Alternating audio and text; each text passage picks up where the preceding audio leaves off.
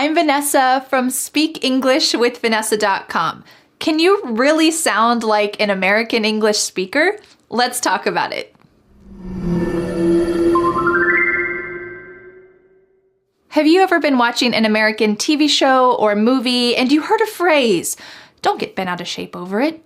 It seems so fast. You feel like maybe you understood what it meant, but how in the world are they saying it so quickly? What is the secret to speaking like this?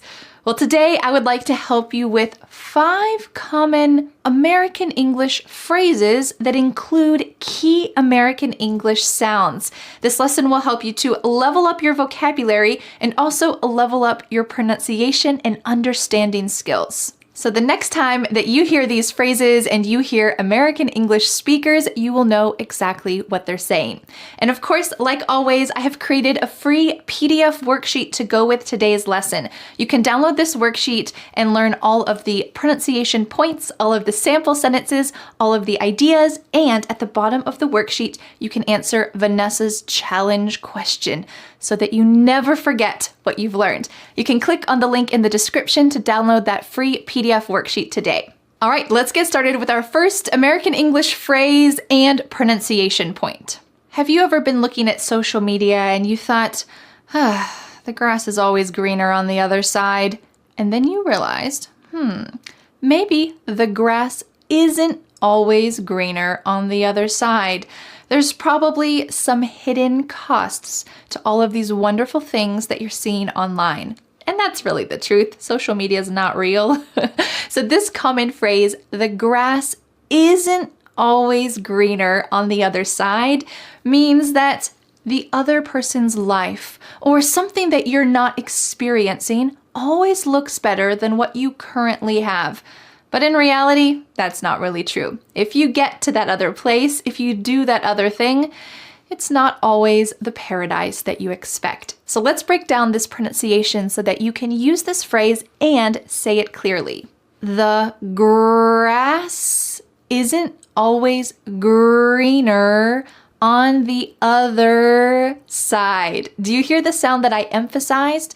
This is the R sound, or in American English, we often call this the colored R because it's very strong. Listen to it when I say the word grass. Grass. Does this remind you of an angry dog? Grrr, grrr. And this is a way to have the American English R sound. Can you say it with me? The grass. The grass. Let's add the rest of this phrase. The grass isn't always greener on the other side. So don't forget that hard R sound in the word greener at the end, and also in the word other. Having that strong colored R sound at the end of the word is essential in American English. Let's say this full phrase one more time, and I want you to try to say it with me. Are you ready? The grass isn't always greener on the other side. All right, let's go on to our second phrase and also our second American English pronunciation point. Are you someone who is always late? Well, it might be useful for you to use this phrase, better late than never. Better late than never. Unfortunately, I have had to use this many times. I am often late. Hopefully just by a few minutes, but it's still nice to apologize. And you can use this lovely phrase. Sorry, I'm a few minutes late. Better late than never. You could say it with a little joke in your voice. But let's break down this pronunciation. Better late than never. Listen to that word. Better. Is there a D in this word? Better? Are we talking about a bed that you go to sleep in? Nope. In American English, a T that is surrounded by vowels or vowel sounds will change to a D. Better. This is common in the word water, or maybe you're wearing a sweater. This is typical of American English. So when you use this phrase, make sure that you pronounce it like this. Better late than never. Our third American English phrase and American English pronunciation is included in this phrase. Don't get bent out of shape over it. Don't get bent out of shape over it. What's happening here? Well, there's one concept that we just talked about. Listen to the middle of this phrase. Out of shape. Here this T is changing to a D, but we've already talked about that. Don't get bent out of shape. So what else are we adding here? Listen carefully for another T sound.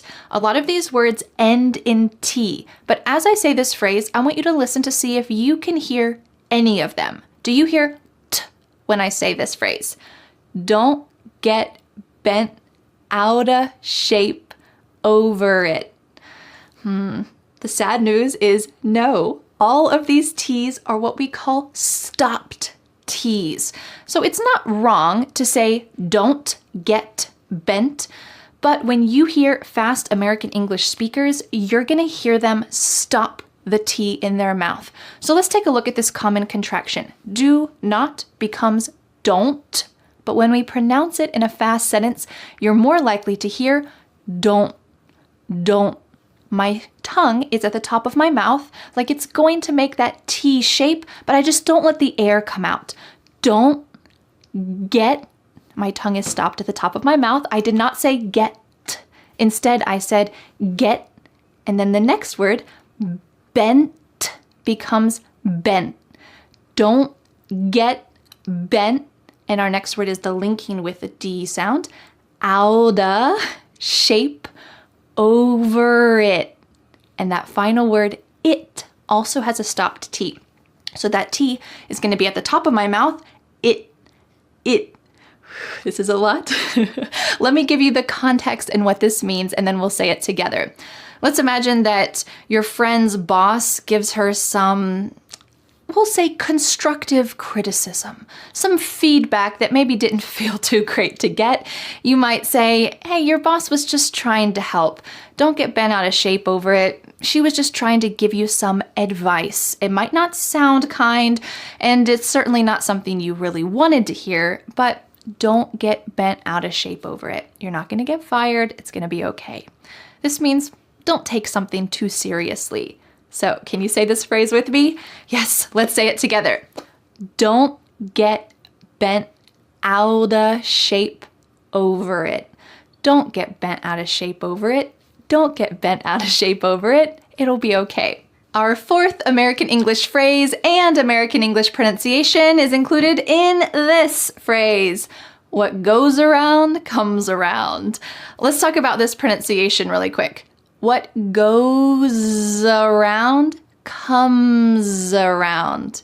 Here we have two instances where the S at the end of goes is followed by a vowel. So that S is going to sound like a Z in American English.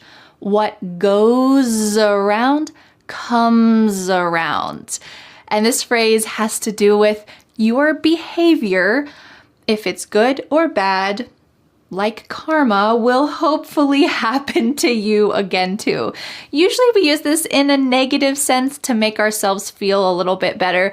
So for example, if someone is not a nice person, you might say, well, what goes around comes around. Someday someone is going to be mean to him too.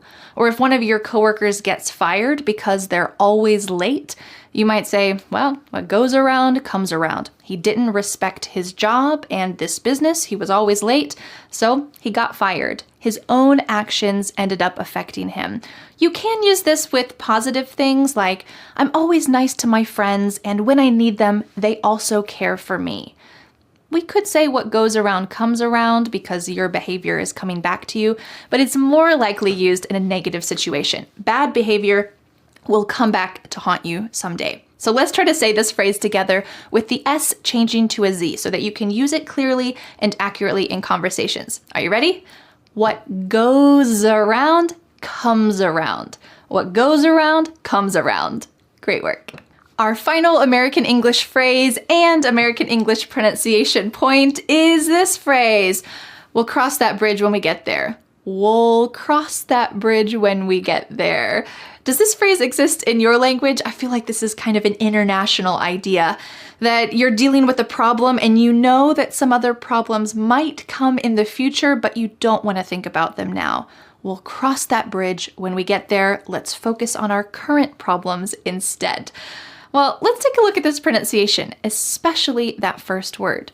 We'll cross that bridge when we get there. You can say this contraction very clearly. We'll. We plus will is we'll. But in fast American English, we often reduce this in a relaxed way, and we say wool, wool. This is similar to these other contractions as well, like you'll, you'll. Instead of saying you will, we say you'll, you'll. And same as we will, wool. So could you say this with me? We'll cross that bridge when we get there. For my family, we raised 7 baby chicks, and we knew that having adult chickens would be a lot of work, but we kind of just said, we'll cross that bridge when we get there. Let's enjoy these baby chicks while we have them. We'll cross that bridge when we get there. Let's say it all together. We'll cross that bridge when we get there. We'll cross that bridge when we get there. Great work. Well, I hope that this lesson was useful to you and you didn't get bent out of shape over it. Now I have a question for you. Are you someone who has to often say, better late than never? Let me know in the comments. And don't forget to download today's free PDF worksheet with all of these American English phrases and American English pronunciation points so that you can speak clearly and understand fast American English conversations. You can click on the link in the description to download that free PDF worksheet today. Well, thank you so much for learning English with me, and I'll see you again next Friday for a new lesson here on my YouTube channel. Bye! The next step is to download the free PDF worksheet for this lesson. With this free PDF, you will master today's lesson and never forget what you have learned. You can be a confident English speaker. Don't forget to subscribe to my YouTube channel for a free English lesson every